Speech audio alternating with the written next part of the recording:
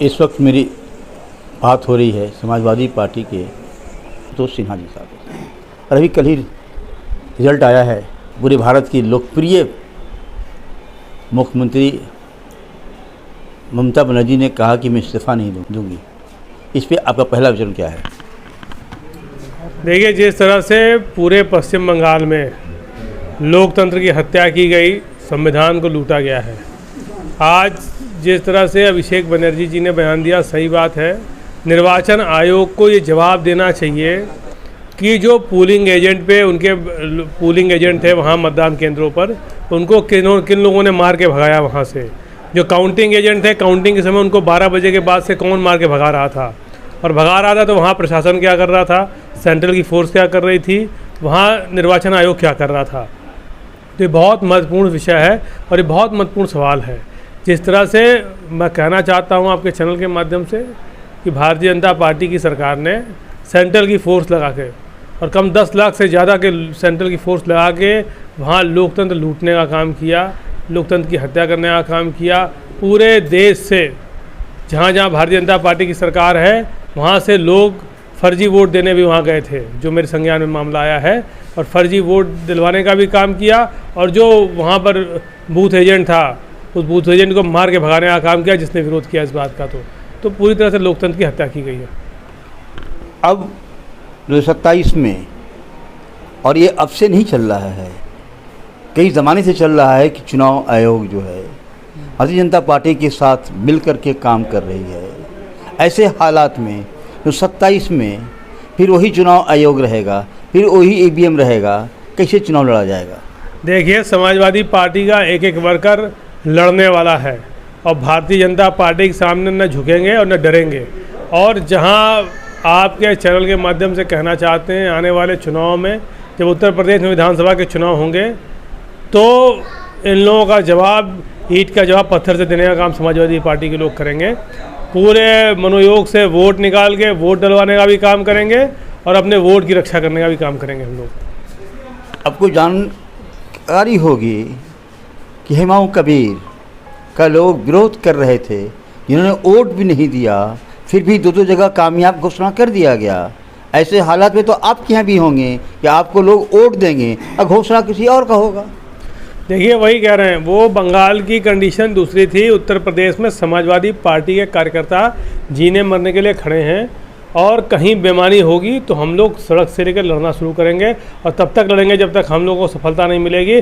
हमें याद है, यही अभी कुछ दिन पहले जहाँ सलेमपुर का चुनाव जब हमारे यहाँ लोकसभा का हो रहा था, और हमारे सांसद जी को हराने के लिए पूरी भारतीय जनता पार्टी की फौज लग गई थी, घोषणा नहीं की जा रही थी।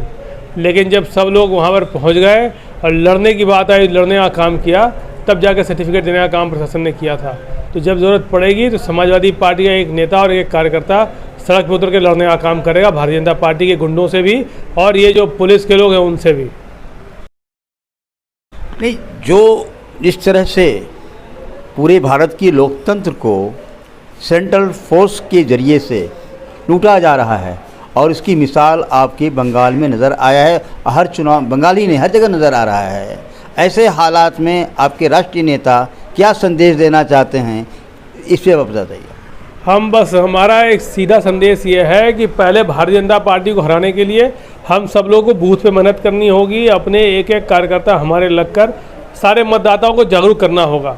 जब हम जागरूक होंगे कि किस तरह से संविधान लूटा जा रहा है, लोकतंत्र की हत्या हो रही है, जिस तरह से आरक्षण को समाप्त करने की साजिश हो रही है, जिस तरह से पीडीए समाज के लोगों का उत्पीड़न हो रहा है, आज पूरे प्रदेश में जिस तरह से बुलडोजर चल रहे हैं, पीडीए समाज के लोगों पे चल रहे हैं। अभी कटरिया का कांड हुआ, आप देखे होंगे, जिन लोगों ने पत्थर चलाया, जिन लोगों ने लहरा रहे थे बंदूक और पिस्टल, उन लोगों के ऊपर कार्रवाई ना होकर जिन लोगों को पत्थर लगे, जिन लोगों को चोट लगी, उन लोगों को गिरफ्तार किया गया, जेल भेजा गया।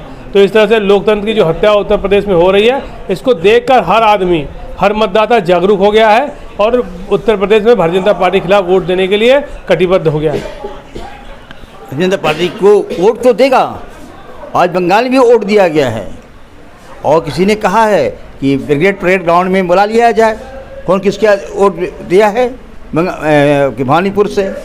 तो तो ऐसे हालात में जब वोट को लूटा डकैती की जा रही है, ऐसे हालात में आप कैसे गए? क्या आपका बैलेट पेपर से चुनाव होना चाहिए, ईवीएम से चुनाव होना चाहिए? इस पर स्पष्ट अब तक बातें नहीं आ पा रही हैं। देखिए, हम तो बैलेट पेपर चुनाव चाहते हैं, लेकिन निर्वाचन आयोग बैलेट पेपर से चुनाव नहीं कराने वाला है। और मैं आपको बताना चाहता हूँ, जैसे अभी हमारा इलेक्शन होगा, बैलेट पे होगा, हम हराएंगे। आने वाले समय में कह तो रहे हैं कि पूरे के पूरे समाजवादी पार्टी का एक कार्यकर्ता, एक नेता मजबूती से डट के लड़ेगा और लड़के इनको हराएगा, और बैलेट से भी हराएंगे और ईवीएम पे भी हराएंगे, और मजबूती से काउंटिंग भी कराएंगे, और काउंटिंग करा के चुनाव में इतिहास बनाने का काम भी हम लोग करेंगे। आप पूरे क्षेत्र के लोगों को क्या संदेश देना चाहते हैं, ख़ासतौर पर उन युवाओं को, नौजवान, क्योंकि आप जिस समाज से जीत के जाते हैं वहाँ पढ़े लिखे समाज रहेगा, उन युवाओं को क्या संदेश देंगे आप? युवाओं को हम यही संदेश देना चाहते हैं कि उत्तर प्रदेश में जब से भारतीय जनता पार्टी की सरकार आई है, नौजवानों को रोज़गार नहीं मिल रहा है। लगातार रोज़गार लोगों के छीने जा रहे हैं, और सरकार कह रही है पकौड़ा तलना, चाय बेचना रोज़गार है। तो जो माता पिता अपने बच्चों को पढ़ा लिखा के बड़ा कर रहे हैं, उनके लिए प्रश्न है। आने वाले समय में जिस तरह से आरक्षण को लूटा जा रहा है, जो हमारे पीडीएस समाज के बच्चे हैं उनको आरक्षण नहीं मिल रहा है, क्योंकि सरकार सारी के सारी सरकारी संस्थाओं को बेच रही है। जब प्राइवेटाइजेशन होगा तो आरक्षण स्वतः समाप्त हो जाएगा। साथ ही साथ लगातार जितने उत्तर प्रदेश में एग्जामिनेशन के पेपर लीक हुए, शायद पूरे हिंदुस्तान में इतने एग्जामिनेशन के पेपर कहीं लीक नहीं हुए थे। तो ये कहीं ना कहीं से नौजवानों को रोज़गार से वंचित करने की सरकार की साजिश है, और समाजवादी पार्टी की सरकार बनते ही हम सारे नौजवानों को हम लोग रोज़गार देने का प्रयास करेंगे, ज़्यादा लोगों को रोज़गार मिले, इसकी लड़ाई लड़ने का काम करेंगे। इसीलिए आज आपके चैनल के माध्यम से कहते हैं कि सरकार बदलना नौजवानों के लिए सबसे ज़्यादा आवश्यक है। आने वाली पीढ़ियाँ माफ़ नहीं करेंगी अगर हम सरकार नहीं बदल पाएंगे तो। अभी हम बात कर रहे थे आशुतोष सिन्हा जी से। यकीनन आज के नौजवानों को, पूरे भारत के नौजवानों को एकत्रित होना पड़ेगा, ख़ासतौर पर पढ़ा लिखा समाज, क्योंकि इनकलाब पढ़े लिखे युवाओं से ही आएगा। क्योंकि जिस तरह से इन नौजवानों की नौकरी समाप्त कर करके ठेकेदारी प्रथा ला दिया गया है, एक बहुत ही ख़तरनाक पहलू लाया गया है, और उसी क्रम में मौजूदा सरकार जो है चल रही है। उम्मीद करते हैं कि नौजवान अपनी भविष्य की तलाश करेंगे। 22 न्यूज़ के लिए जावेद बिन अली की विशेष रिपोर्ट।